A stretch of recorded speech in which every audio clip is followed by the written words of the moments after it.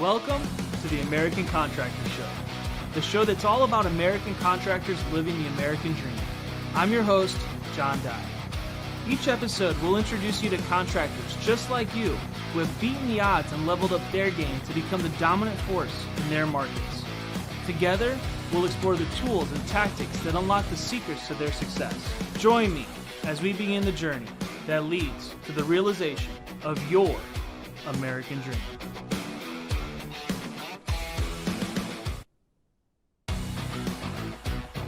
Are you doing something unique, innovative, or just plain cool with your contracting business and want to show off a little bit? We'd love to hear from you. Send us an email at showcase@americancontractorshow.com and let us know what you're up to. We'd love to hear from you, and maybe we'll feature you on a future episode. And welcome today to the Tuesday edition, September 1st. Of the American Contractor Show. Welcome to the show, everyone. I'm so thankful that you're here with us today, that you're joining us. We have some amazing content to share with you today and some discussion that I think is really highly needed in the industry. But guys, it's September 1st, though. Let's talk about this for just a second. You know, that means that you literally have, and some of you guys, like if you're in Minnesota, you're up north. I mean, I was in Minnesota a few years ago. It snowed on Halloween in Minnesota when I was working in Minneapolis, and that's when I knew it was time to go home. But you guys that are up north, I mean, your season, you've got, 60 days maybe of good, solid days of roofing. If you're in maybe a little further south, you may maybe have a couple extra months, who knows? But at the end of the day, you guys, it's September 1st. That means we've literally only got, 4 more months left of the year. We're in Q4 now. Things are changing. A lot of stuff, or it was still Q3. Q4, I think, it doesn't start till October. But either way, this is still a pretty amazing time to think about. And this year has flown by. I know with all the COVID and everything else that's going on, things have definitely progressed a lot differently. And there's a whole different feel to this year. So believe it or not, folks, it's September 1st. So it's time to get on it, start to figure out what's going on, and get those jobs closed out. But welcome to the show today. Thank you so much for joining us. We have some great guests today. Mike Lindhurst is with us and Anthony Rolfes from C3 Group, and they're going to talk about matching. And I know matching is a huge discussion that we have in the insurance restoration side of things, because it's kind of hard to match jobs and match things and especially when policies dictate certain things, and there's certain elements that are brought into the equation that make it difficult sometimes for us to get things repaired the right way. And so we're going to talk all about that today. And I wanted to also announce real quick that we've got an event coming up, and actually 2 events. And it's the we haven't done a whole lot of events recently, but there's a couple events coming up in the next couple of weeks. We're going to be in Cedar Rapids, Iowa. And that's going to be a week from tomorrow. So it'll be September 9th. And we're going to be discussing doing a free storm workshop to help bring you guys some information, some good networking opportunities with a lot of different people in the industry. I know the American Policyholder Association will be there. C3 Group's going to be there sharing knowledge. Company Cam will be with us in Cedar Rapids. And there's going to be a whole slew of people. We're going to be talking about supplementing. We're going to be talking about how to protect yourself in this industry, how to help your homeowners with the American Policyholder Association. Some great information that's hopefully going to help you guys out as you're working those storms in Iowa and in the Midwest. And then we're also going to be in Louisiana. We're looking at possibly Beaumont, Texas, trying to get as close as we can to Lake Charles there. But we're going to try to give the same presentation down there. I know Paradise Claims is joining us there. John Wood will be with us, some other C3 group again, and the APA as well. It'll be that core group, and then there'll be some others as well in both of those events.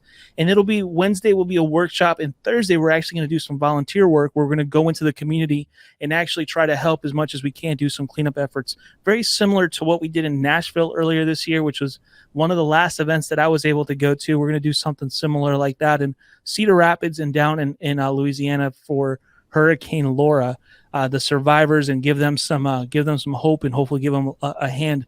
And so if you haven't heard about this yet, hop onto our Facebook group or our Facebook page and look at the events page. We're going to keep that updated. Make sure to register. We only have space for as many people as we can, and we need to make sure that we have a good head count. I know Atlas will be providing food. We'll have our a few of our other sponsors there as well, I'm sure. And so we're excited about this event and the possibilities that it brings for us to be able to serve and give to our communities. So make sure to keep that on your calendar and stop by if you're in the area. We'd love to meet you and hang out. So, but I wanted to hop right into our guests today and get them on the show. We've got two of the most amazing minds in our industry, with my good friend Mike Lindhurst and Anthony Rolfes from C3 Group. So you guys, welcome to the show today. Thank you so much for being with us today. You're welcome. Thank you. Thanks for having us. It's good to have you guys. And, we're going to talk about something that I think is near and dear to your guys' business and what you guys do. And one of the areas that I think a lot of contractors can get themselves into hot water a lot of times, which is the matching issue. And this is one of those things that, it's like a moving target for us as contractors. And a lot of guys, we don't know where we can go, where we can't go with this issue. How far can we push it? There's so many variables there. And you guys have put together some amazing information that you're going to share with us today. And I'll let Mike kind of start us off here and give us a synopsis of what we're going to talk about today. What we're going to talk about, I think, is just the words that really matter when you're evaluating this issue. And just like everything else in the insurance industry, everything is so different state by state. And Iowa has very specific wording in their statutes there that we should really talk about. And I also want to talk about kind of the boilerplate things that people talk about, like, is this a matching state? I love it when people say that, and it's because there's a layer below that. You really got to dig into the words that matter, and then not just the statute implications, the actual laws that are on the books in certain states, but what does the NAIC say, which is National Association of Insurance Commissioners, and what did they do historically? And then there's also, of course, the outcomes of lawsuits in specific states, where Iowa actually has a combination of all three of those things. They've got the NAIC Model Act based on RCV policies, and they have a very specific statute, and then they have an appeals case there, and all three of those things matter. So I can kind of hack those issues apart for everybody so they know what that looks like. And, Anthony's got some really good things to talk about on the line of sight issues too, which is a popular phrase in this whole matching argument. So. Yeah, that's awesome. And I think that that's some stuff that we definitely need this information as contractors and get to understand that, because this is something that comes up probably at every event that I'm at. Matching is always, what states are matching states? What does that mean? Questions like that are common. I see them all over the threads everywhere. So it'd be good to get some really good clarification on these issues today. Absolutely. Yeah, we're happy to do it. Do you want me to kind of dive in? Yeah, let's dive right in, man. Give us some. Let's get to this. So, all right, sounds good. So, I'm going to go through just kind of line by line on the kind of the core concepts surrounding matching. So you have the words in an insurance policy almost always say like, kind, and quality. Okay, so if you think about those words, that's your contract, that's your policy. So like, kind, and quality are the words that matter there. Exact matching, so everybody knows, doesn't show up anywhere. You never see a statute, case law, anything that says it has to match exactly. Okay, so you do hear words like reasonable uniform appearance. You see things brought up that talk about color, size, texture, shape. There's also the consideration for damaged versus undamaged materials, which gets into direct physical loss versus some of the consequential loss issues for matching undamaged materials. And then the concept of indemnity. Okay, so this is kind of a multi-layered issue.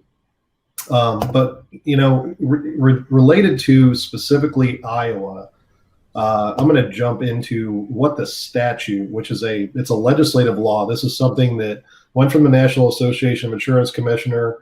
There were legislators that took this up in Iowa and passed a law, which is Rule 191-15.44, plus some other numericals and letters that don't really matter for this context, but that's the rule. And it says in Iowa, when a loss requires replacement of items and the replaced items do not match in quality, color, or size, the insurer shall replace as much of the item as is necessary to result in a reasonably uniform appearance within the same line of sight.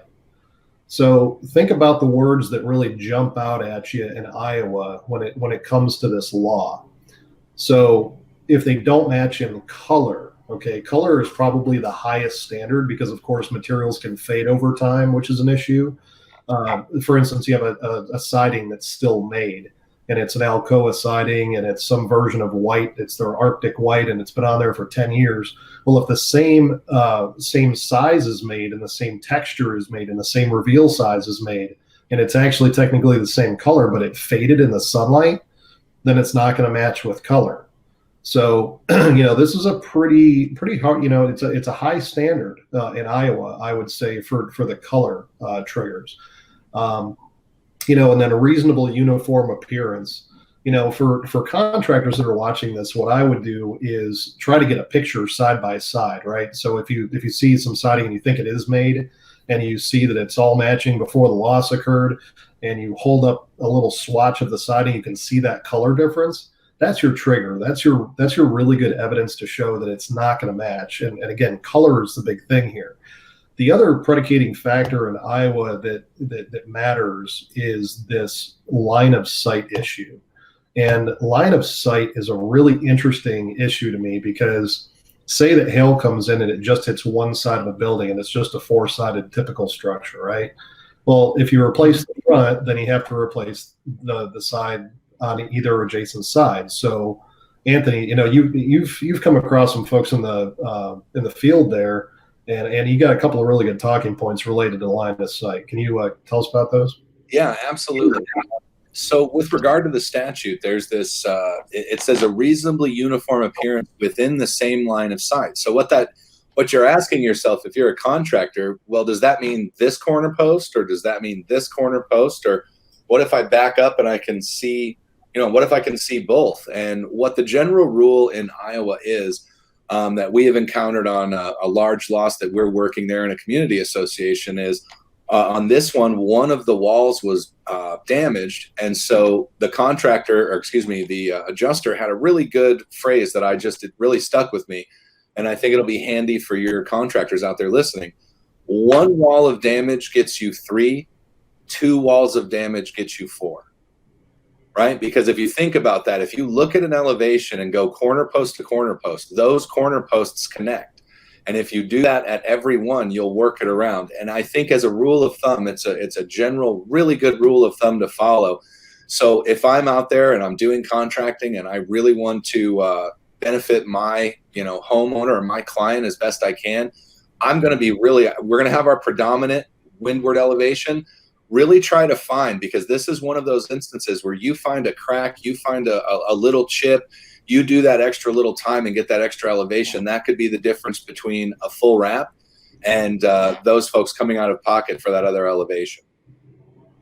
Yeah, that's a really good point. I mean, from my perspective on line of sight, that's the insurance company perspective. A lot of those little isms, one side gets you 3 and 2 sides get you 4. You hear a lot of that. I think it's important to consider the insurance company's perspective on this. But if you're going to get into 3 elevations as a result of one, then you're probably going to be asking for the 4th anyways. And I think that most reasonable insurance companies in a state that has a statute like this probably would wrap it anyways. But if you want to get more of a buy-in, more of a cooperative buy-in from the insurance carrier adjusters, those types of things can help. It's kind of like the hits per square issue on a roof. Well, the hits per square doesn't translate to policy. It doesn't translate to anything in case law that I've ever heard. There's nothing in statute that talks about hits per square, but it's such a common thing that, you want to be aware of it. And if all states at 8 hits a square and Liberty Mutual's at 12 hits a square, I mean, we all know that that's pretty random company per company. And all that really is a repair versus replace cost consideration. That's what that is. It's just, but those are the kind of things on the insurance company side that you hear a lot of that are basically these proprietary triggers that, but you really got to look at the law. What does the law say? And how do you apply that? And to me, it's real simple. If it doesn't match color wise in Iowa, you're basically wrapping the whole thing. I mean, let's take a really extreme example. If you had wind that picked up just one corner of a roof and you had, say, a half a square that needed to be replaced, and it's just, and say it's a hip roof. Well, if the shingle is merely faded and it's the same shingle and it's repairable functionally, but you cannot get that replaced shingle, the new one, to match the color of the old faded shingle, that law gives you plenty of leverage to say this whole thing should be replaced. So this is a really powerful law to overcome what we deal with in the field all the time, which is just the repair versus replacement arguments, and you see them everywhere. And that's really where, as PAs, where do we kind of make our money? Where do we put our stake in the ground? It's arguing these layers that go beyond the policy, that get into case law, statutory law. And if I were in Iowa, I'm not saying that I would ignore the line of sight words that are in the statute because they're there, but I don't think that gives them leverage to just pay for, say, 3 sides of 4, because as soon as you go to 3, you're naturally going to go to 4, just with the way the construction will work itself out. But color, I would focus on the word color. That is a big deal. And Mike, if I could add something, I remember when I was a contractor, the thing I loved to have the most was those little morsels that I could lean on. When it comes to color, I believe I always forget whether it's 2004 or 2006, but most of the siding manufacturers began adding titanium oxide to the actual color match. So what you'll get is a lot of these adjusters out in the field, and they'll say, oh, well, we're going to put this on, and you can see it's clearly not matching, right? The new siding doesn't look anything like it. And they might say a phrase like, oh, it'll fade to match, right? That you can wait and it'll fade to match. But the real truth of that is, if you have siding that was put on prior to 2004, it will never fade to match. If you want to know, we've all dealt with titanium oxide in the sunscreen. It's basically the active ingredient in sunscreen that keeps us from burning and deflects or diffracts UV rays. That same thing is in the color mix of the vinyl solution. And so if you have siding that's older than 2004, so when you pull your itel, make sure you have the date of installation, and you can find out, if you can, the manufacturer's batch, and you could determine whether or not that will ever fade. That's a huge factor in this, especially to echo Mike, how important that reasonable uniform appearance line is in the statute. It's critical. Yep. Yeah, there's a couple of things that you said I wanted you to clarify. A couple of things. So the first one, the itel side of it. You mentioned itel. A lot of contractors use itel. Some don't use itel. They have their own feelings on it. Just curious, what are your guys' feelings on itel? My general feeling on itel is like a lot of things that you hear from the insurance defense side. It's not necessary to use it, but it's kind of like using xactimate. If they're going to use xactimate, you want to speak their language. If you can use that as a negotiations platform, and you can use that as an objective way to see eye to eye on certain issues to get to the outcome, which is we want to get this paid for, then it's a useful tool. itel definitely has a slant towards the insurance companies. They put out statements like, oh, this things that are akin to this will match close enough. Right. and those are the things that I know are problematic to the consumer and the contractor side. So I wouldn't count on their causation, but I would say that their identification of the material, whether or not it's still made, is something that could be useful, because the carriers will. I mean, it's the only thing that's out there. There's no other material identification process outside of just doing it yourself, which you can do. I mean, you can cut out a material, you can identify it, you can find an old brochure, you can go to a supply house, you can try to find something that's similar, and then you take a picture side by side. And that's what I do, would be to actually, put the closest possible material on a picture side by side. And it does the same thing that an itel does, but the fact that they're creeping into the causation and giving insurance companies the defensibility of, hey, this is close enough, this is your itel certified match, or whatever vernacular they use, I very much disagree with that. Just like I disagree that xactimate sets the market value. I mean, we use it as a standard as much as we possibly can, but there's problems with xactimate in the same regard. Same thing for hits per square, John. It's the same thing. It's a fictitious thing. It's made up by the insurance companies, But if you're trying to get a roof bought and you're a contractor and you're pointing out, hey, we got 8 hits per square, and you know that that's what Allstate needs to get it paid for, then maybe you don't fight too hard on the fundamental things, and you try to find a point of agreement. So. And as far as my position on when you first asked that question, my first thought was which itel, the itel from 5 years ago or the itel now, because it's right.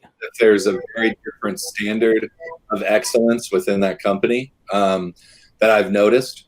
So what I like to do is, when I was a contractor and even now as a public adjuster, I really try to rely on suppliers, people that I collect people with incredible knowledge, people that know more than me. So I've got a bunch of siding gurus that, and I'm sure all the contractors do. They can snap a photo, be like, hey, do you know this? Oh yeah, that's the old Main Street. That's been discoed since here. Or, that's this. It's got this exposure. Or, look, the grain pattern was changed here.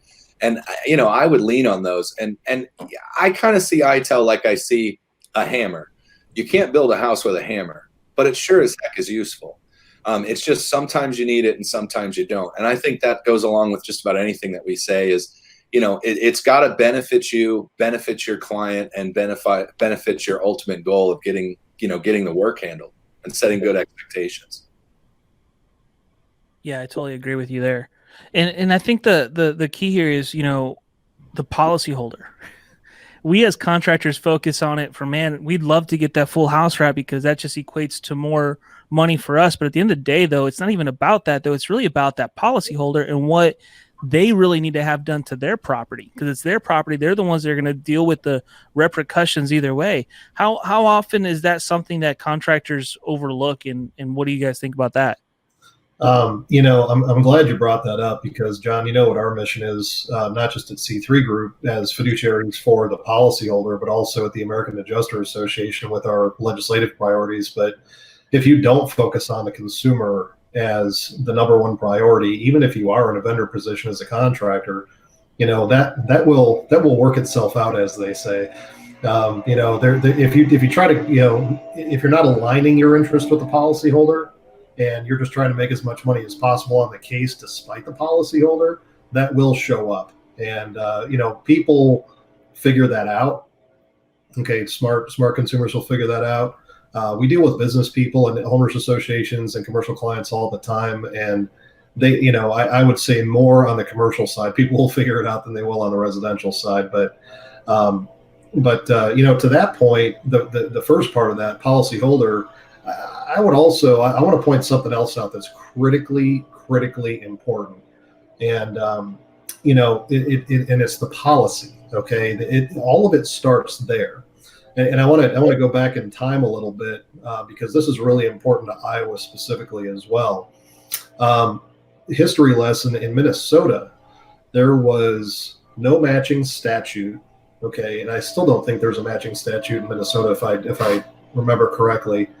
But they did have a Supreme Court case there called Cedar Bluffs versus American Family. And it basically said the same thing without the trigger of line of sight.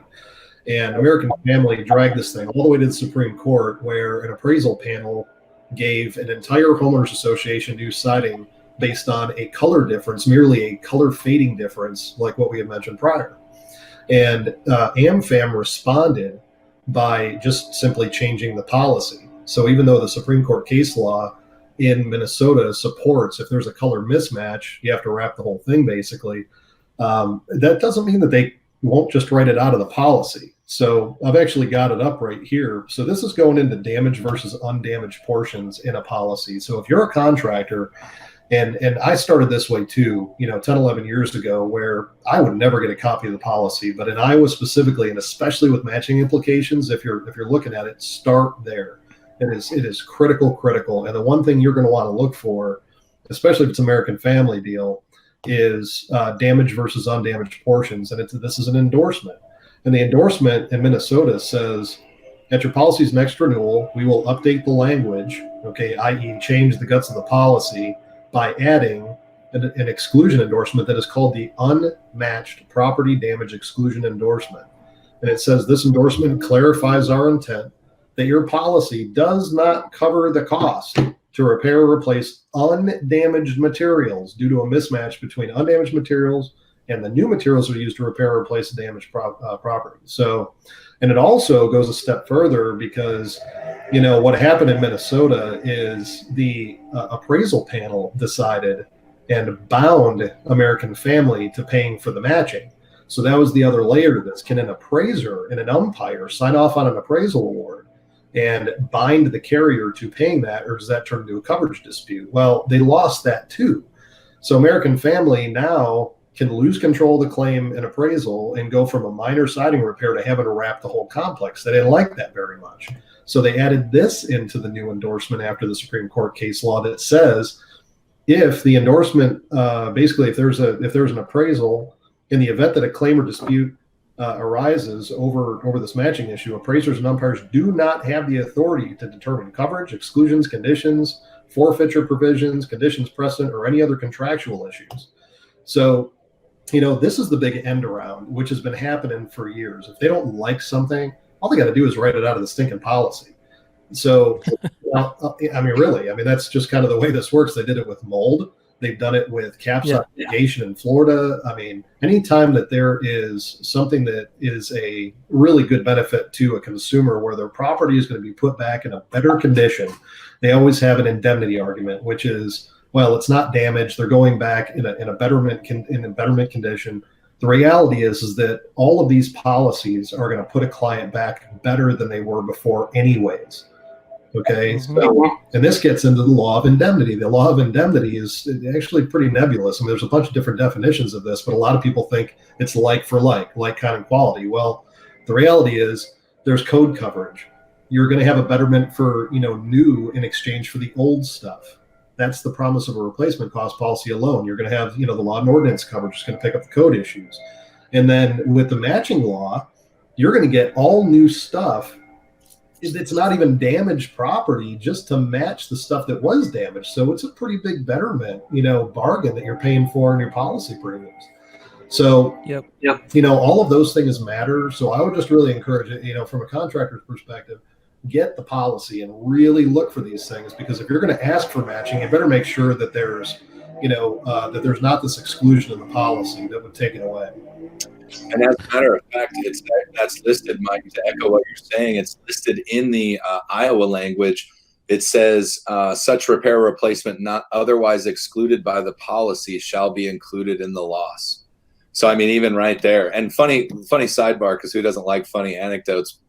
From my understanding, the largest, so we all have heard, we have something in our space called anticoncurrent causation. The reason that exists and is specifically excluded in policy because a really clever fire lawyer in California basically took them to the bank. And he has like a $25 million house on the beach that I used to walk in front of every day when I was living in Los Angeles. And that's no kidding. They literally, like Mike said, changed the policy because of it across the country. Well, and that's what I'm like. That's the hard part about this industry a lot of times is, and Troy said it's a moving target. Like there's things that are just moving around all the time. There's always changes. There's always guidelines that have shifted. Up until recently, Allstate was paying 50, 60, 70 shingles on to do versus paying to replace an entire roof. Whereas, us as contractors are like, there's no way I can replace 70 shingles. But how many jobs or how many policyholders didn't go through with the repairs because of the the amount of work that it was going to take to actually go through this. And now they've incurred this massive loss that they don't even realize half the time. And we keep seeing these things happening over and over and over again. And it's like they'll make it work that way for a while. And then all of a sudden they'll pull back. And like right now we're seeing some carriers paying for things that they never would have paid for 2 years ago. And then other carriers, have changed, and it just constantly moves and the guidelines are shifting. What are you guys doing to help us stay informed on that stuff and notice these trends and keep us up to date with it? Yeah, doing stuff like this, which we're happy to do whenever, John. Anytime you want to have us on the show to talk about some of these granular issues, I'm happy to do it. We study them all over the country, and you got to pick your battles too, because we only have so much of a budget to try to fix certain things. But there's a lot of battlefields too, right? So you have the state by state stuff, that happens in the courts. Well, the courts have to be briefed correctly too, because there's a lot of attorneys that don't know how to brief these things correctly or argue them correctly. So that's a problem. But then you also have the legislative environment, which we all know is tricky, and that has to go state by state. There's no federal basis for changing everything all at the same time. The insurance world in general, and that's actually a good segue to talk about the NEIC. The NEIC is all the insurance commissioners basically get into a room, and it's all 50 of them, and they come up with these things called model regulations or model acts. And that's what they did in Iowa is they took parts of a model law that they developed at the National Association of Insurance Commissioners, and then they lobbied to put those in state by state. Well, there's only I want to say 7 or 8 actual statutory laws for matching across the country, yet 50 insurance commissioners got together and said, let's make this model, right? So the model's out there, but it doesn't actually. So that's when people say, is this a matching state? I think what they mean is there a statutory law in place that says that the insurance companies have to do these things? And there's also a list. There's some attorneys that have done a really good job of putting together research on a state by state list. And we actually have a copy of that. And if anybody reaches out to me, I'm happy to send it to you. I want to see, I'm looking right now in my bag of tricks to find it because I know that I've got it. There's actually a state by state. And, and this is kudos to this law firm for doing this, because this is why it's so valuable to share information, because sometimes you end up on a national radio show and somebody gives you some kudos. So I'm going to give this law firm, it's Matheson, Wickert, and Lehrer, SC, attorneys at law. They are out of Hartford, Connecticut, New Orleans, Los Angeles, and Austin. It is MWL-law.com. And they put together a 17-page primer about matching regulations and laws that are affecting homeowners' property claims in all 50 states. And it is a comprehensive, just a really great, it talks about the policy, different insurance statutes, different regulations. And they update that too. So they update it every they just update every few months. Yeah, October of 19, they just did it. So I mean, this is less than a year ago. There's a newer one than that. Oh, is there? Yeah, there's. I'm gonna put it in the. I'll put it in the chat here. The comments on the Facebook comments. Yeah, so this is critical. To be able to see this, it actually goes down the list of statutes versus case law, state by state, all 50 states. And we use this, of course, and then we pull the individual statutes and that kind of thing. So but to have that, if you're a restoration contractor, the only reason I became a public adjuster in the first place is because I started asking these questions. You start hearing things like, is it a matching state? Do they pay over, can they not pay overhead and profit on a roof? Why is it 8 hits a square versus 12 hits a square? It's asking why. Why are these things like this? And when you start studying it, you realize that there's just a ton of misconceptions. There's a lot of gaslighting that happens from the insurance companies to try to control that narrative, because they are the ones with the loudest megaphone. And John, to your point, your question, what are we doing to inform people? It's this kind of stuff. I want to help peel back those misconceptions if I can. I want to show how absurd certain things are. And there's a lot of those absurdities that are hidden in plain sight. So when you hear an insurance company employee say something, they say, well, the fallback is, well, we just don't pay for that. Why don't you pay for overhead and profit on the roof? Well, we just don't pay for that. Really? Okay, got it. And that's, I'd say that's the apex of bad faith, is saying, nope, sorry, company policy, we just don't pay for that. Oh, okay. So yeah.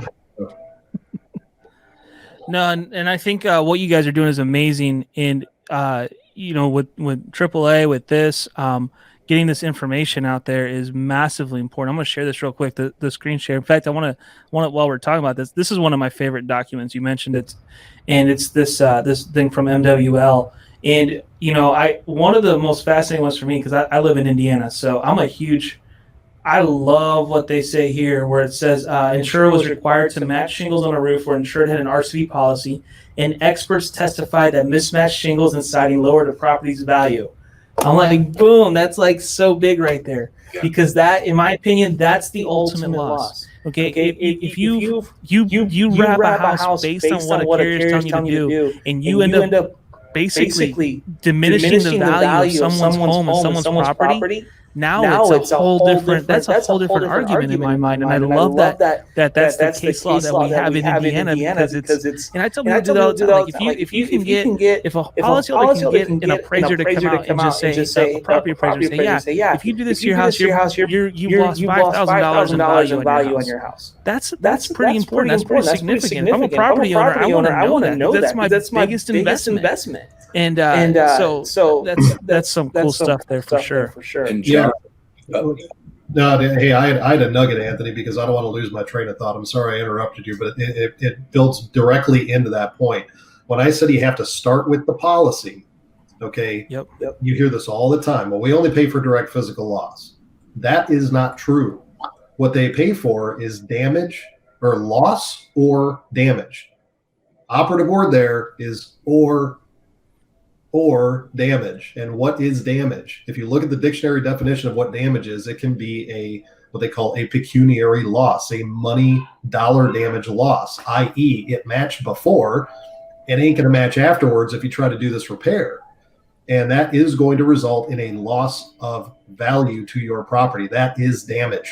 Okay, it's not direct physical damage, but it is loss or damage. That is a critical component. They always try to leave that out and pull that out of context. But when you read the whole sentence, this is what the policy, and this is a standard ISO policy, that's what it allows for. So if you're arguing policy, and not getting into arguing law and not getting into pulling up case law, you can go straight to the insurance policy and say, or damage means that loss of value that you're trying to impose on me by doing this repair that is not a repair that's going to match like it did before. And this, of course, is assuming that it matched before. If it's a roof that has 6 different colors on it already, it's not a great argument.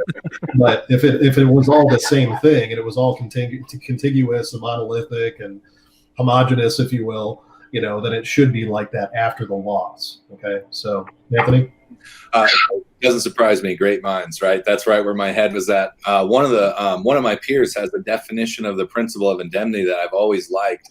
And it really speaks to what you were saying, John, and you were saying, Mike, is that the principle of indemnity basically outlines that an insured shall not have a physical or economic reminder of a covered loss.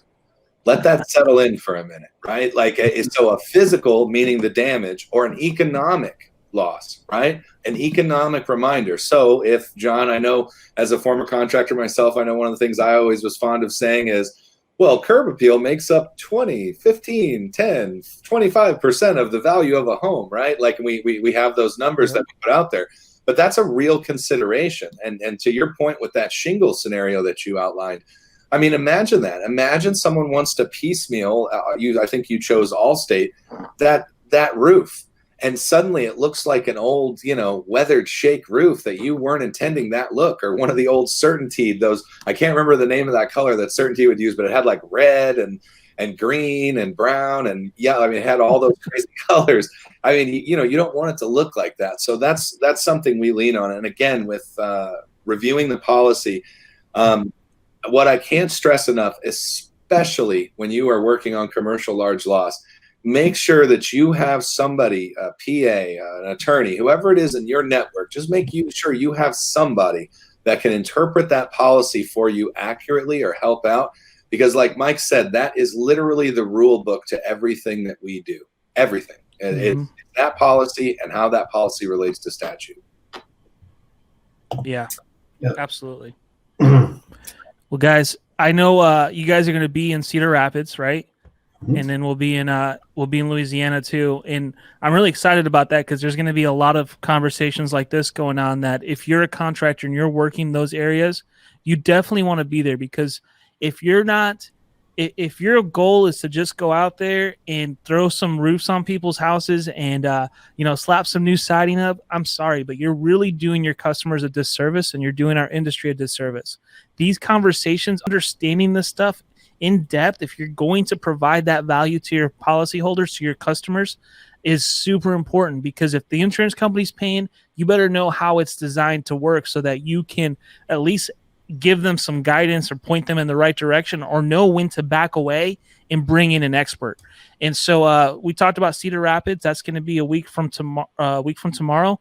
And then 2 weeks from tomorrow, Louisiana. you guys are bringing the fire, though. So I really appreciate you guys coming and talking about this stuff and bringing this knowledge to contractors. Yeah, we're happy to. And, to your point earlier, to consumers, people need to know this stuff. And especially when it comes to the value of their home. I mean, I really think that's the crux of what we're talking about today. Do you want to have that reminder of your loss? Yeah. That's a great, this happens with smoke losses all the time too, and fire losses, where they, you put together a repair and they just want to paint over something that's burnt. And next thing you know, it's hot and humid and your house still stinks like smoke. It's like, you shouldn't have to have that reminder of the loss that occurred. And in carriers, when you look at their ethical obligations, when you look at, engineer ethical obligations, they have to keep the public's interest in mind. They have to grant deference to the public. The policyholder gets the benefit of the doubt. So anything you're going 50-50 on, that's the other base. The contract base it's a contract of adhesion. So if there's even a question, you should be giving that deference back to your policyholder. So any insurance company executives who are here, that may be listening to this now or in the future, just think about that. Instead of the bottom line, give the gray area back to your clients, because they're the ones that are paying your premiums and your big bonuses at the end of the year. Yeah, I agree. But I always tell contractors this, though. Remember, insurance companies are in business. They're not out to lose money. They're businesses just like we are, and they have to make a profit, and they're going to make it one way or another. And so, keep that in mind when you're dealing with these companies is, it's business. Business is business. So, but Anthony, thank you so much for being on here as well. It was a pleasure to have you. Both of you guys, Mike, Anthony, you guys have some amazing minds, and you guys can really, you guys are helping the industry, and I really appreciate what you guys are doing. Happy to help, John. Thanks again for having us on. Thanks for doing the show, John. Really appreciate it. I appreciate it, guys. You guys have a great rest of your day. You too. Thanks. So, folks, that's Michael Lindhurst and Anthony Rolfes from C3 Group, and they got some great information, and they are sharing it with us, and I really appreciate them coming on here and talking about this, because this is a hot topic issue that a lot of contractors want more information on. They push this issue. And contractors sometimes steer in places that maybe we shouldn't go.